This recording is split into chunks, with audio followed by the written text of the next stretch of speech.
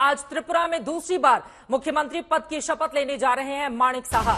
सुबह 11 बजे का वक्त तय किया गया है जब माणिक साहा दूसरी बार मुख्यमंत्री पद की शपथ लेंगे। तैयारियां पूरी हो चुकी हैं। प्रधानमंत्री नरेंद्र मोदी समेत कई दिग्गज नेताओं की वहां पर मौजूदगी होगी। आपको बताते चले त्रिपुरा भारतीय जनता पार्टी के लिए कितना ज्यादा अहम है, इस बात से आप समझ सकते हैं कि प्रधानमंत्री नरेंद्र मोदी इस कार्यक्रम में पहले ही शिरकत करने के लिए उत्तर पूर्व के राज्यों में मौजूद हैं और आज वो इस कार्यक्रम में मौजूद रहेंगे। न सिर्फ पीएम बल्कि गृह मंत्री अमित शाह की मौजूदगी रहेगी, जेपी नड्डा की मौजूदगी रहेगी। सुबह 11 बजे अगरतला में शपथ ग्रहण समारोह आज होना है।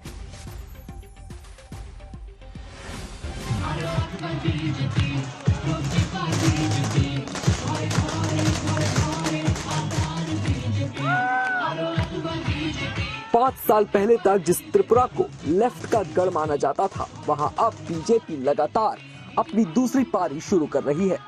अगरतला में जश्न का माहौल है। बीजेपी की दूसरी बार सरकार बन रही है और माणिक साहा सीएम पद की शपथ लेंगे।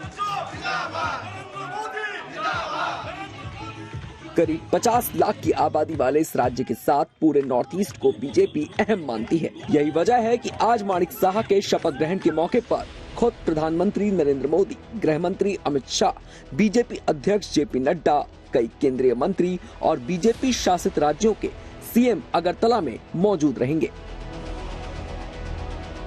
बीजेपी ने त्रिपुरा में 60 में से 32 सीटें जीतकर स्पष्ट बहुमत हासिल किया है, जबकि उसकी सहयोगी party Indigenous Peoples Front of Tripura को 1 सीट मिली है। बीजेपी के लिए ये जीत बेहद अहम है।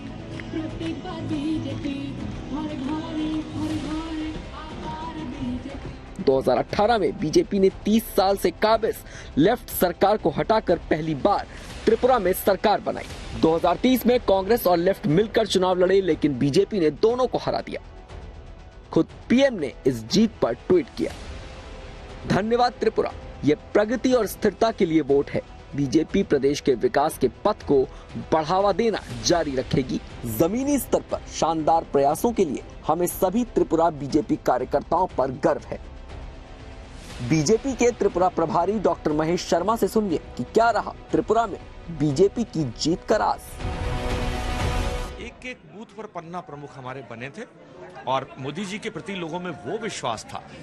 10 लाख में से 4 लाख लोगों को, परिवारों को घर दिए हैं, घर घर में जल दिया है, टॉयलेट दिया है, गैस का सिलेंडर दिया है, आयुष्मान योजना के तहत इलाज दिया है। बीजेपी ने 1.5 साल पहले त्रिपुरा में माणिक साहा को कमान दी थी। ये फैसला भी गेम चेंजर साबित हुआ। लगभग 1.5 साल पहले विप्लव देव को हटाकर माणिक साहा को मुख्यमंत्री के तौर पर लाना, क्योंकि मुख्यमंत्री की जो छवि होनी चाहिए वो ऐसी होनी चाहिए जो लीड कर सके, और ये कठिन निर्णय था बीजेपी के लिए, लेकिन बीजेपी ने लिया। माणिक साहा की छवि बेहद स्वच्छ छवि थी, सर्जन और स्वच्छ छवि के होने की वजह से उनको लाकर उनके नेतृत्व में ये चुनाव लड़ा गया, ये भी एक बड़ा फैक्टर है।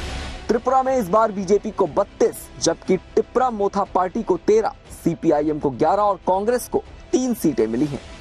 बीजेपी को करीब 39% वोट मिले। बांग्लादेश से लगते इस छोटे से राज्य में 4 जिले हैं और बांग्ला भाषियों की बहुलता है। बीजेपी ने अलग त्रिपुरा लैंड की मांग को मजबूती से खारिज किया, जिससे बांग्ला भाषी हिंदू उसके साथ रहे और आज दूसरी बार बीजेपी राज्य की कमान संभाल रही है। अगरतला से इंद्रजीत के साथ ब्यूरो रिपोर्ट, आज तक।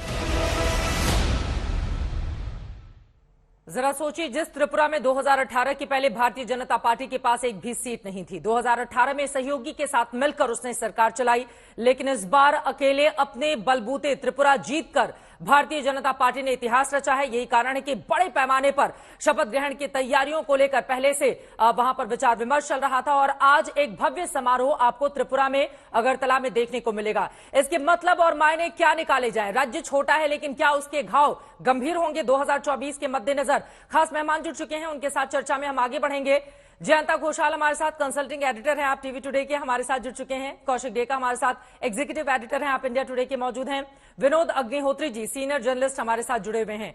सबसे पहले कौशिक, आपसे ही शुरुआत करते हुए, चूंकि भारतीय जनता पार्टी ने त्रिपुरा में पहली बार अकेले अपने बलबूते यहां पर सत्ता काबिज कर ली है, बना ली है, क्या यही कारण है कि इतने भव्य पैमाने पर शपथ ग्रहण को लेकर तैयारियां चल रही हैं? प्रधानमंत्री की मौजूदगी होगी, गृह मंत्री जो बीजेपी के राष्ट्रीय अध्यक्ष हैं अमित शाह की, वहां पर जेपी नड्डा की मौजूदगी होगी। इसके मतलब और मायने क्या समझे जाए? अगर इतनी भव्यता दी जा रही है भारतीय जनता पार्टी की ओर से, क्या बताने की कोशिश है? जाहिर सी बात है कि त्रिपुरा में ये आपने जैसे कहा, ये दोबारा हुआ है जो बीजेपी ने अपने बलबूते पे सरकार बनाया। हालांकि एक सहयोगी पार्टी है आईपीएफटी, पर उनके ना होने पर भी बीजेपी का सरकार त्रिपुरा में बन सकते हैं। बिल्कुल। और लास्ट टाइम भी बन गया था। तो और साथ में एक जो डिस्पेंसेशन था यहाँ पे, सीपीआईएम का डिस्पेंसेशन था। हालांकि बाकी स्टेट में देखेंगे तो बीजेपी ने कांग्रेस को हरा के सत्ता में आए हैं, लेकिन यहाँ पे एक 25 साल का एक जनाधार मिला हुआ था सीपीआईएम को, और एक पॉपुलर सीएम भी था मानिक सरकार। इन सबको उखाड़ के बीजेपी ने जो एक अपनी परचम लहराया है वहां पे, और उसको कायम भी रखा है 5 साल बाद। हालांकि थोड़ा सा वोट शेयर कम हुआ है, उसकी वजह है जो तिपरामोथा के उत्थान हुआ और एक जो पोलराइजेशन हुआ।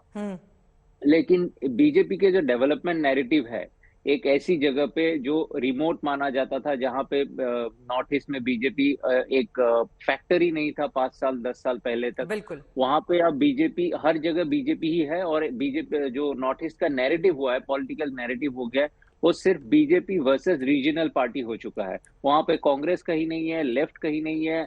बाकी जो बाहर के पार्टी जैसे टीएमसी ने कोशिश किया, वो लोग भी सफल नहीं हो पाए।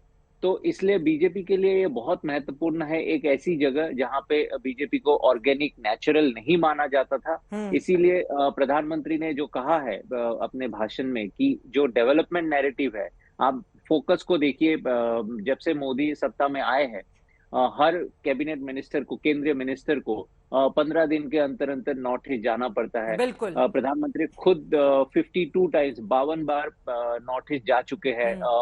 शायद ही कोई प्रधानमंत्री इससे पहले इतनी बार नॉर्थ ईस्ट ट्रेवल कर चुके हैं। ये याद रखना पड़ेगा कि प्रधानमंत्री नरेंद्र मोदी जी जब आरएसएस के प्रचारक हुआ करते थे, उस समय उन्होंने नॉर्थ ईस्ट में काफी ज्यादा समय बिताया है। तो उनको नॉर्थ ईस्ट के जो इमोशंस है, वहाँ के सोशल नैरेटिव है, और वहाँ के कल्चरल जो बैकग्राउंड है, इन सब के बारे में बाकी राजनीतिविद से ज्यादा पता है। बिल्कुल। तो इसलिए उनको नॉर्थ ईस्ट के पल्स मालूम चल गया है, और इसको कायम रखने की पूरी कोशिश कर रहे हैं। और इसीलिए जो अष्टलक्ष्मी या शुरू से ही त्रिपुरा से लेके असम से लेके नागालैंड, मेघालय, कहीं भी हो, मणिपुर, जो फोकस नैरेटिव रखते हैं, फोकस नैरेटिव, इसकी वजह से मुझे लगता है काफी सफलता मिली है बीजेपी को। बिल्कुल। और उसको सेलिब्रेट भी करना चाहते हैं, क्योंकि इसके बाद शायद वो सोच रहे हैं नॉर्थ ईस्ट में सफलता मिल सकता है तो साउथ में क्यों नहीं, बंगाल में क्यों नहीं। इसके जरिए एक बहुत बड़ा संदेश दिए जाने की भी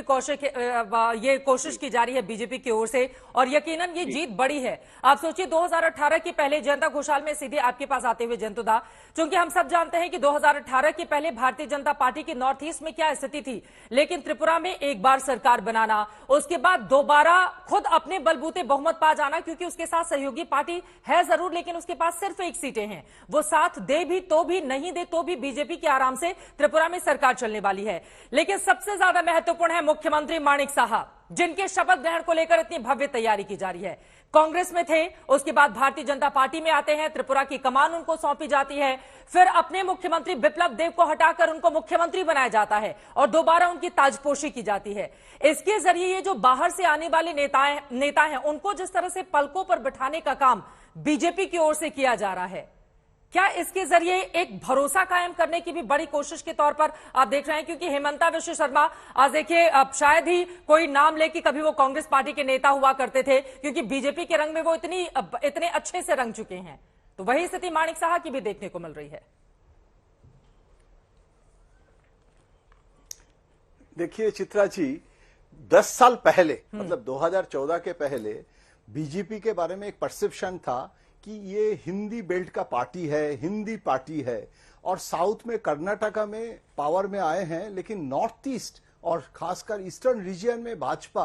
मुझे अभी भी याद है, अमित शाह जी अध्यक्ष बनने के बाद तुरंत फर्स्ट प्रेस कॉन्फ्रेंस में दिल्ली में मैं था, उस प्रेस कॉन्फ्रेंस में बोले थे कि बीजेपी पैन इंडियन पार्टी उस दिन बन पाएंगे जब हम नॉर्थ ईस्ट में पहुंचेंगे, और जो वहां के जो एकदम मार्जिनल पर्सन है, बिल्कुल। तो एकदम प्रांत में वहां हम पहुंचेंगे। जैसे कौशिक बोल रहे थे कि आरएसएस का एक्टिविटीज 8 स्टेट है, और देखिए 24/7 बीजेपी काम किए हैं। एक तो मोदी जी का जो लोकप्रियता है, और उसके साथ ये जैसे हेमंत जी को डेजिग्नेट किए थे पूरी नॉर्थ ईस्ट स्टेट के लिए।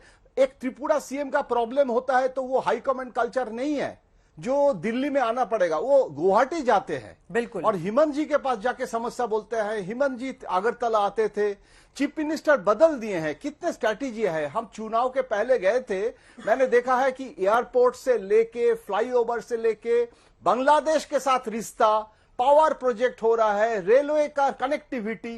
देखिए आपको मानना ही पड़ेगा। और आप जानते हैं ये जो ट्राइबल बंगाली जो कॉन्फ्लिक्ट जिसको लेके पॉलिटिक्स लेफ्ट और कांग्रेस और कोशिश किए थे, आरएसएस ने भारत माता की एक छवि बनाया, और वो ट्राइबल लेडी का फेस, और वो हर जगह में पोस्टरिंग है कि ट्राइबल वुमन बिल्कुल एंड भारत माता, देयर इज नो डिस्कनेक्शन। बिल्कुल। ये इतना बड़ा कैंपेन है कि देखिए मैं आपको एक चीज बताऊंगा। बैंगलोर में बहुत त्रिपुरा के लोग पढ़ने जाते हैं, छात्र।